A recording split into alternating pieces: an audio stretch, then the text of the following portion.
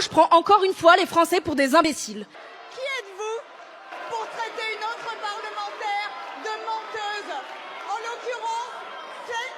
l'occurrence, cet amendement a un seul objectif, c'est créer une recette qui permet de passer l'année pour faire en sorte que cette année, il y ait une conférence de financement permettant d'aller à l'abrogation. Que ça ne vous plaise pas est une chose, c'est l'objet de l'amendement.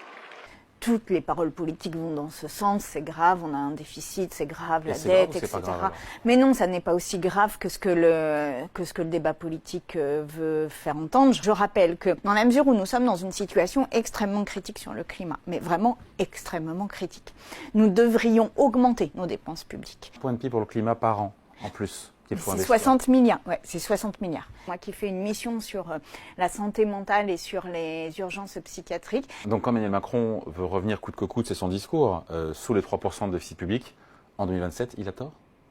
Ben, il a tort dans le monde actuel, bien sûr qu'il a tort. La réduction du déficit n'est pas un objectif en soi. C'est-à-dire qu'il faut savoir à quoi sert ce déficit. Avec pourtant, Sandrine Rousseau, des dépenses publiques rapportées au PIB parmi les plus élevées du monde. On dit qu'il y a un truc qui cloche quand même. Non, avoir bien sûr qu'on a les dépenses autant publiques. d'insatisfaction avec autant de dépenses publiques. Il y a Bien pas quelque sûr chose qu'on a les dépenses publiques les plus élevées au monde. C'est précisément là qu'est notre spécificité de notre modèle social. Bien sûr. Parce qu'évidemment, si on nous serine toute la journée qu'il faut moins de déficit, bah, à la fin on dit qu'il faut moins de déficit. La France est un des pays où il y a une épargne qui nous permettrait très bien de reprendre la main sur notre dette. Aujourd'hui, ça n'est pas... À contraindre les épargnants? Totalement, absolument.